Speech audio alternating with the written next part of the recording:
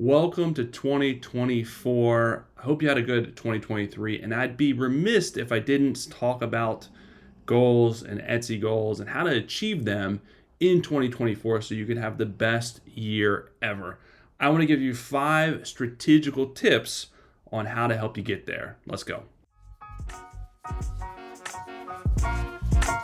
Hey everyone, what is going on? Welcome back to the Handmade and Beyond podcast. Glad to be back with you guys as usual, talking about all things Etsy, handmade, and growing your business in a powerful way in 2024, hopefully. And I know this time of year, everyone talks about goals. You talk about weight loss, you talk about all these things that you want to achieve in this coming year, in the new year, new you, all the cliches that are getting thrown out there.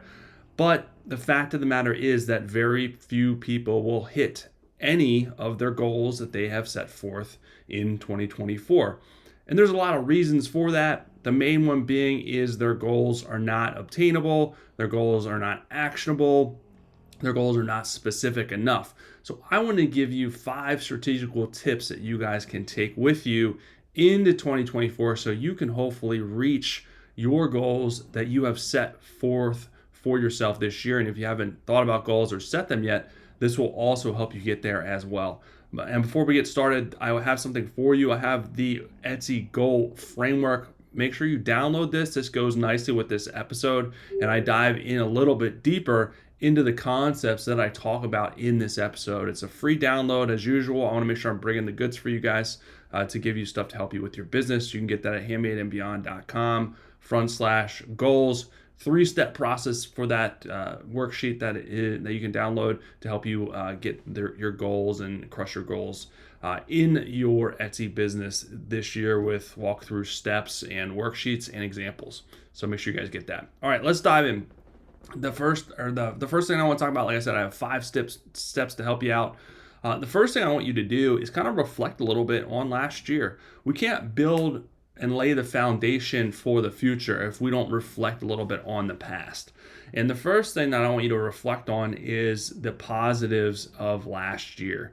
And I know most people go into the new year being like, man, last year sucked. It's negative. There wasn't much good, but there's always good. And it's important to remember that to help you lay a positive path for the future.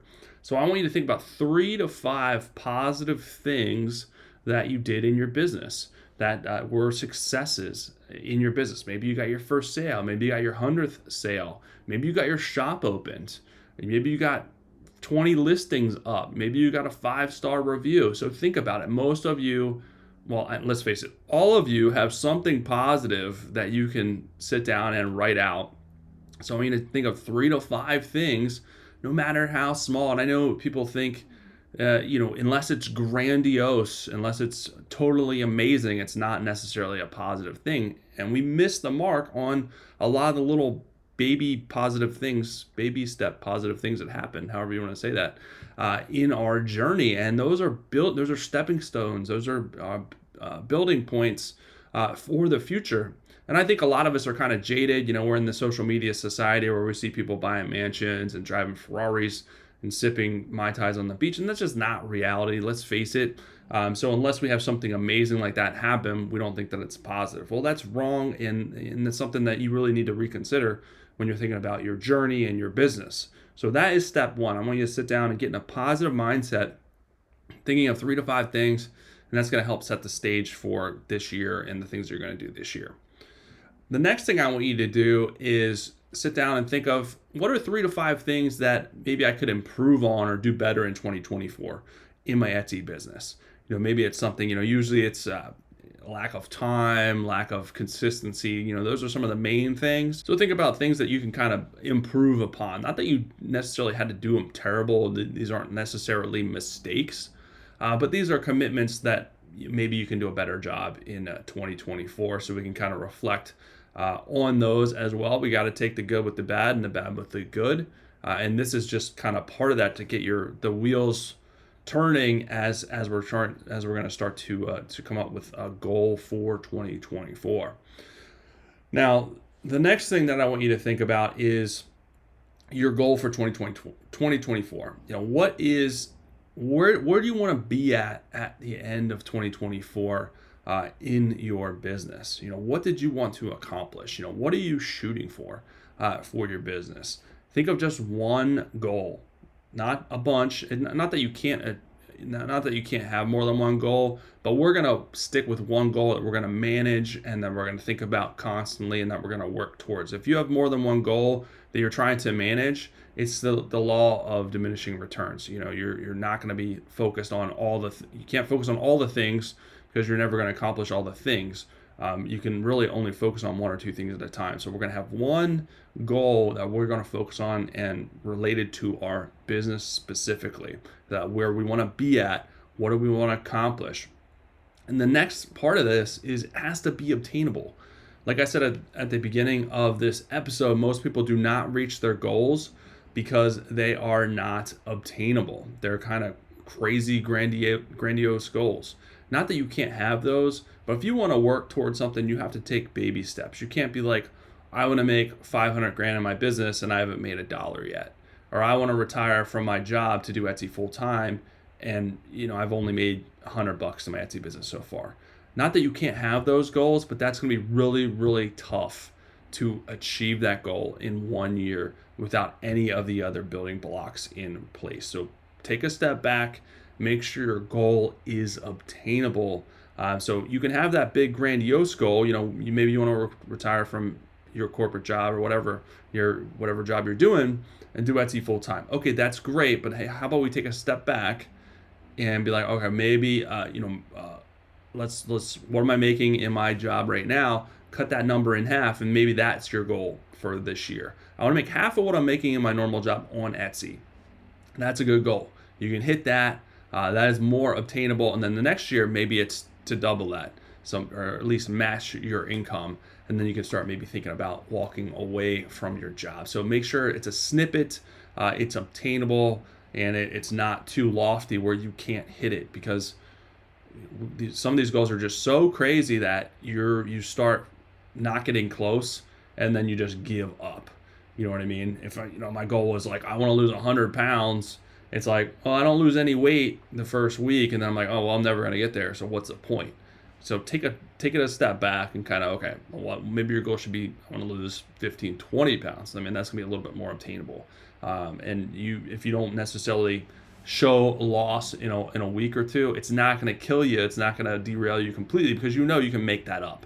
Whereas if it's a lot bigger, loftier goal, it's going to be a lot harder from a mindset perspective to kind of come back and make that up. So you're just going to want to give up because it just seems not even obtainable anymore. The next part of this is, once you have your goal that you think is obtainable, the next reason that people don't hit their goals, and this is where you're going to be different, right, is to make your goal specific. It has to be measurable and specific. By the end of 2024, you have to know, did I hit it or did I not hit it? It can't be a bit ambiguous. It can't be something where you don't know if you hit it or not. So it has to be tied to a specific metric, and it has to have a clear start and end date, which we have because you're starting it this year and ending it at the end of this year. So make sure it is specific. It can't just be like, I want to make more sales in my Etsy business, or I want my business to be successful, or I want to lose some weight. You know what I mean? That's too ambiguous. It's not specific enough. We don't know if we got there. What is success? What is success to you? What is a proper weight loss? You know what I mean? So it has to be specific. The more specific it is, the better chance of being able to measure your progress towards it and then knowing if you hit it or not. So that's where people fail a lot. They're not specific enough in their goal. So they don't know if they're even close to it or how they're doing towards it. And that's something that you can kind of do different. And the last part of this strategy is to think about your goal, right? Your specific goal.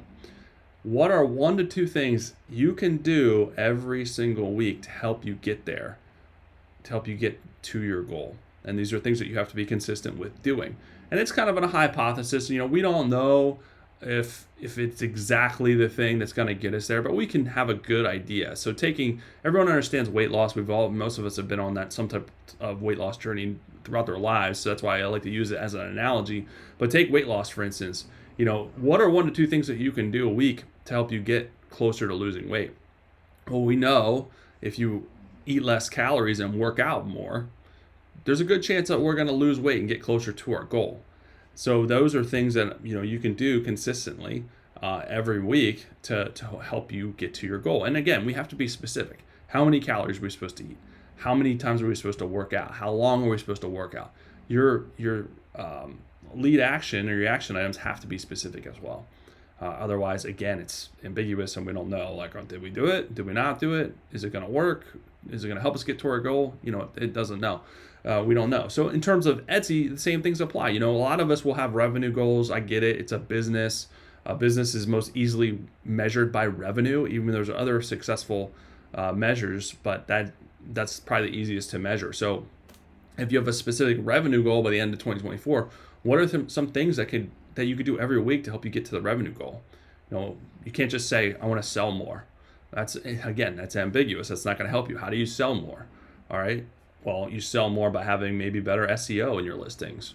You sell more by having more listings. You sell more by, doing some type of sale and promotion. So there's a lot of different things that kind of play into it depending on your niche and what you want to do. So make sure the things that you're doing every week are specific. The other thing that you have to think about too is these items are going to be specific and you're going to monitor them, measure them towards your goal each and every week, but it's not the end all be all. If our goal is to have our house clean, and what are one or two things that we can do every week to make sure that it stays clean or gets clean is, vacuum and maybe do the windows. But that's not the only thing that you're going to do as part of running a house. You're going to also have to do laundry. You're going to have, also have to clean the counters. There's lots of little things you have to do to keep the house going. Same thing with your Etsy business.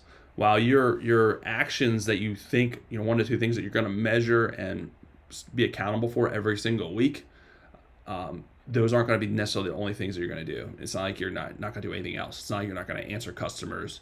You're, of course, going to fulfill orders. You're going to mail orders. You're going to promote on social media. You're going to do other things that kind of roll into your business that you're going to also be responsible for.